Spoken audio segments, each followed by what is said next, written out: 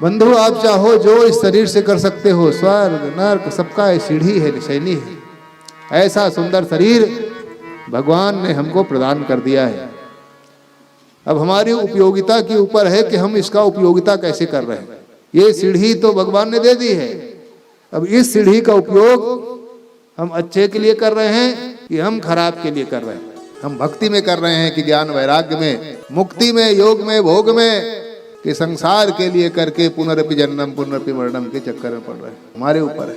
इसीलिए तुलसीदास जी महाराज कहते हैं ये शरीर का लाभ क्या, देह धरे कर यह फल भाई, भजिए राम सब काम विहार। और कुछ नहीं कर सकते, उस ज्ञान तक के आपकी अभी पकड़ नहीं हुई है, तो भगवान की भक्ति, गोविंद की भक्ति कीजिए। और जो गोविंद की भक्ति कर लेता है बंधु, गोविंद भक्तिम वहताम नराणाम, जिसके लिए कहा गया है कि जो गोविंद की भक्ति करता है, तो गोविंद के भक्ति करने का लाभ क्या है। तो व्यास जी महाराज कहते हैं कि गंगा गया नैमिष पुष्कराणि, काशी प्रयाग कुरुजांगलानि, तिष्ठन्ति देहे कृत भक्ति पूर्वम, गोविंद भक्तिम वहताम नराणाम। कहते हैं जो उस गोविंद का, उस मुकुंद माधव का, उस राम का, श्याम का जो आपका इष्ट है, उनकी अगर भक्ति आप करेंगे, तो भक्ति करने मात्र से ही, उसका स्मरण करने मात्र से ही संसार के जितने तीर्थ हैं, जितने तीर्थ आप जानते होंगे, सुने होंगे या नहीं भी सुने होंगे आप, शास्त्रों में जिन तीर्थों का वर्णन है, वो सारे तीर्थ तिष्ठन्ति देहे, शरीर में आकर के निवास कर जाता है। भगवान की भक्ति करने की महत्ता क्या, व्यास जी बताते हैं जिन जिन ने भगवान की भक्ति की, सबसे पहले जितने संसार के पवित्र करने वाले तीर्थ हैं, दो तरह के तीर्थ है, एक मोक्ष वाला और एक भोग प्रदान करने वाला है। तो जितने संसार के तीर्थ हैं जो पवित्रता प्रदान करने वाले हैं, वो सारे तीर्थ उसी समय शरीर में आकर के निवास करने लगते हैं। अब उस शरीर को पवित्र और पुण्य क्षेत्र बना देता है। ये सबसे पहले बड़ा लाभ। अंदर के जो पाप ताप संताप जो कटते हैं तो कटते ही हैं, और जैसे तीर्थ आएंगे तो अपने आप पाप निकल करके भागेंगे। तो सबसे बड़ा पुण्य है कि संसार के सारे तीर्थों का निवास इस शरीर में होने लगता है, जैसे ही हम भक्ति के लिए आगे बढ़ते हैं। इतना बड़ा लाभ भगवान की भक्ति का।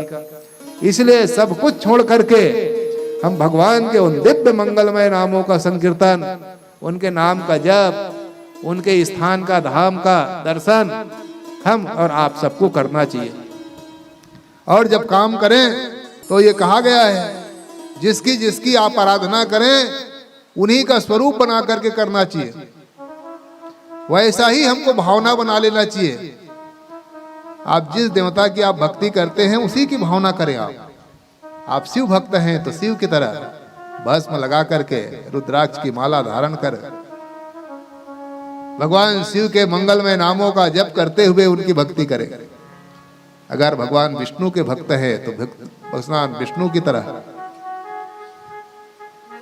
आपको ऊर्ध्व पुंड लगाते हुए, पीतांबर धारण करके, तुलसी की माला से आप भगवान विष्णु की भक्ति करें।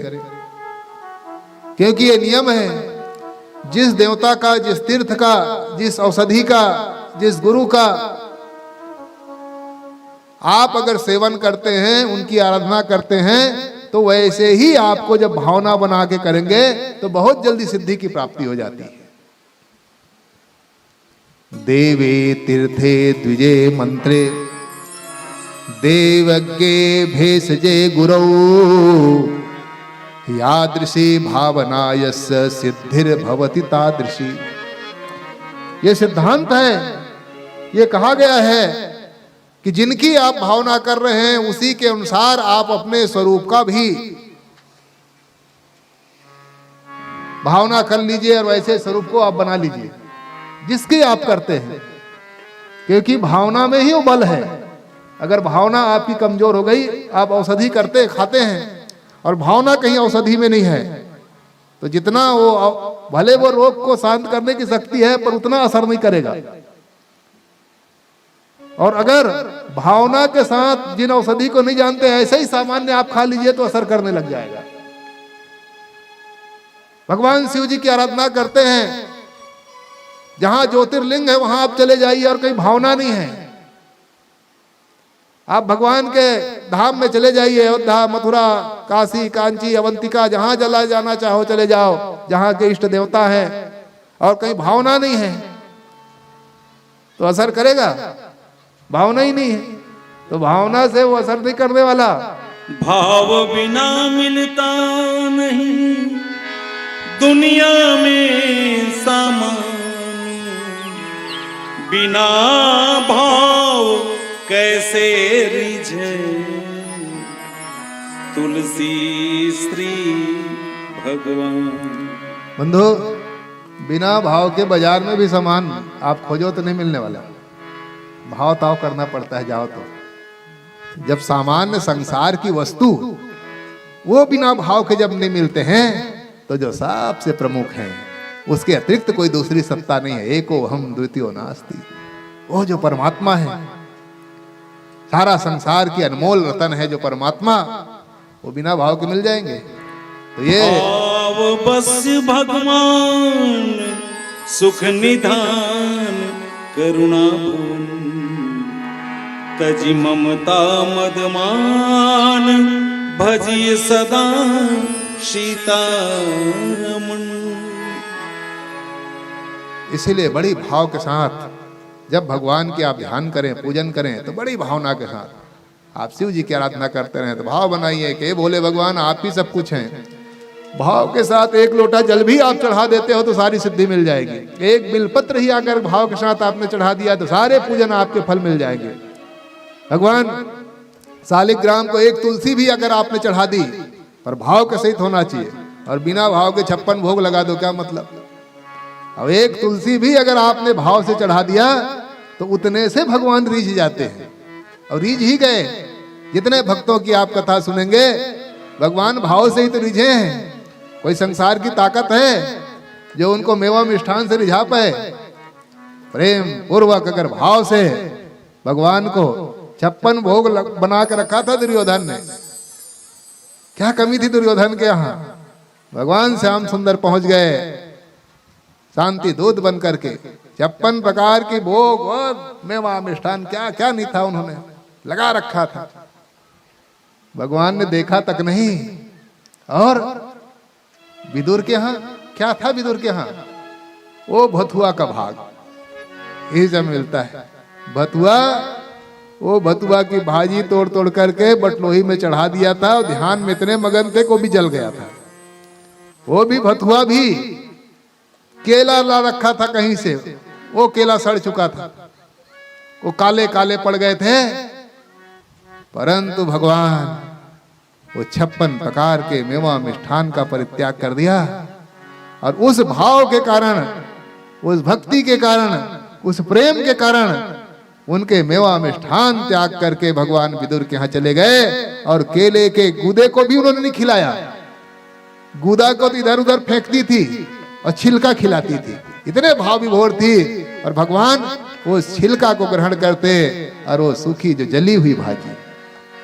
प्रेम के बस अर्जुन रथ को, प्रेम के बस अर्जुन रथ को, प्रेम के बस अर्जुन रथ को, भूल गए ठकुराई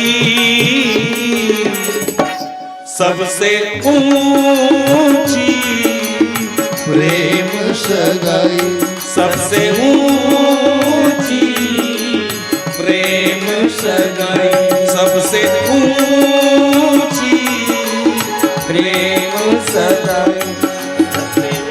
ऐसी प्रीत बढ़ी वृंदावन, ऐसी प्रीत बढ़ी वृंदावन, गोपिन नाच न जाई सबसे ऊंची प्रेम सगाई, सबसे ऊंची प्रेम सगाई।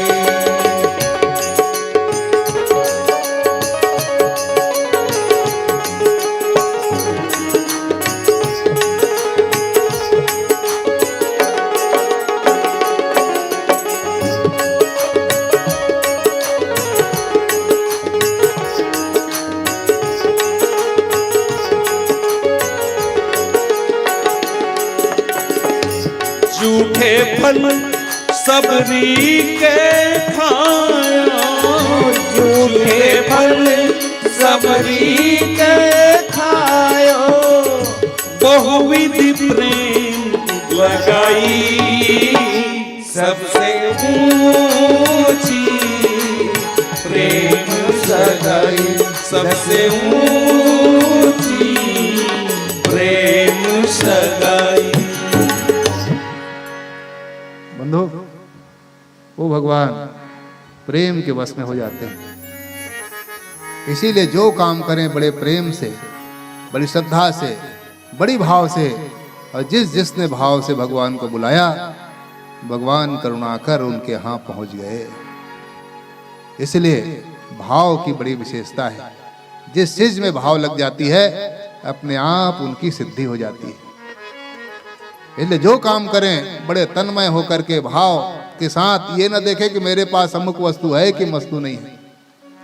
भगवान को क्या आपके पास है क्या नहीं है उनकी ज्यादा ध्यान रहता नहीं, ना ध्यान देते हैं भगवान।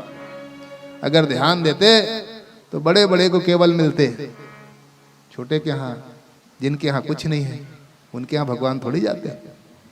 पर भगवान उन बड़े बड़े, क्योंकि जो बड़प्पन होता है उसमें अहंकार आ जाता है, और उस अहंकार को भगवान कभी स्वीकार नहीं करते। इसीलिए ये जो कथा है ये भाव की कथा है। भाव लगा करके सुनते हैं तो जिस उद्देश्य से उनकी कथा कराई जाती है उसकी उत्पूर्ति हो जाती है। कल की चर्चा में हम लोगों ने श्रवण किया भागवत जी की उत्पत्ति कैसे हुई, कैसे भागवत जी ग्रंथ का प्रतिपादन श्री व्यास जी ने किया,